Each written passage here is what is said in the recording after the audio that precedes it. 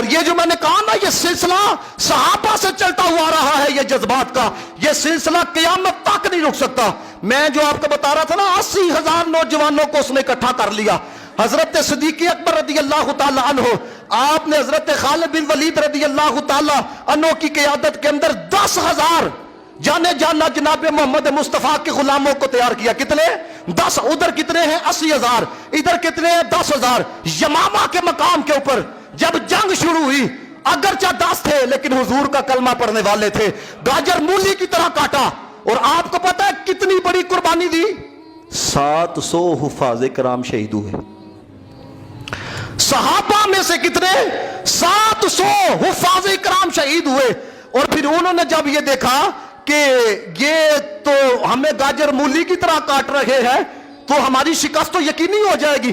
قریب ایک قلعہ تھا، وہ سارے کے سارے وہ جو کفار تھے مسیلمہ کذاب کے ماننے والے، وہ ایک قلعے کے اندر چلے گئے۔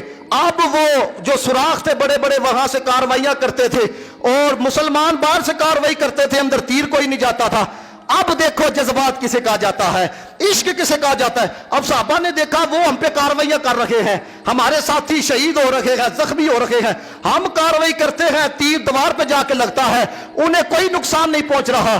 ایک صحابی رسول ہے حضرت برا بن مالک رضی اللہ تعالی عنہ، آپ نے صحابی سے کہا، کہنے لگے کہ یار پنگوڑا بنا کے نا تو مجھے کسی طریقے سے تم تھرو کرو، پھینکو قلعے کے اندر۔ انہوں نے کہا جو قریب جاتا ہے اسے وہ کاٹ دیتے ہیں، تم اندر جاؤ گے سارے تم پر حملہ کریں گے، تمہاری جان جا سکتی ہے، تمہاری وہ تمہیں تو کاٹ ڈالیں گے، ٹکا بوٹی کاٹ ڈالیں گے۔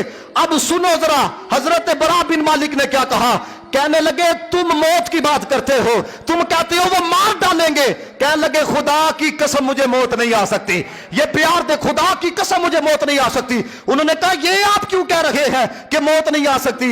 وہ کہنے لگے نبی پاک نے مجھے اپنی حیات ظاہری کے اندر کہا تھا مصر فتح ہوگا، مصر کی اتنی زمین تمہارے قبضے کے اندر آئے گی۔ ہلے کول پورا نہیں ہویا، تو ہی سٹو موت نہیں آ سکتی ہے۔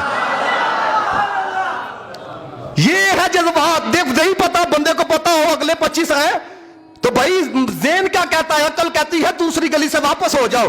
یہ نہیں بندہ کہتا کہ جا کے لڑ پڑے، ادھر کیا ہے پھینکو مجھے موت نہیں آ سکتی۔ اور جذبات دیکھو، یقین دیکھو، کہنے لگے حضور نے کہا ہے ابھی مصر فتح نہیں ہوا، ابھی زمین نہیں ملی، اور لکھا ہے کتابوں کے اندر حضرت برا بن مالک گئے اور اتنی چستی تھی آپ کے وجود کے اندر، آپ نے فوراً جا کے دروازہ کھولا، مسلمان اندر گئے، اللہ تعالیٰ نے فتح نصیب فرمائی۔ اور آخری جملہ سنو، کہتے ہیں اس وقت تک حضرت برا بن مالک کو موت نہیں آئی جب تک مدینے والے کا فرمان پورا نہیں ہو گیا ہے۔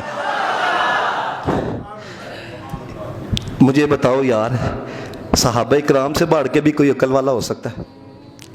یاد رکھنا ہم سے بڑا امن پسند کوئی نہیں، مسلمانوں سے بڑا کوئی امن پسند نہیں ہے۔ لیکن یہ کیا کہتے ہیں، یہ ہمارے زخموں کے اوپر نمک چھڑک کے کہتے ہیں تم آ بھی نہ کرو۔ سمجھ رہے ہیں میری بات کو؟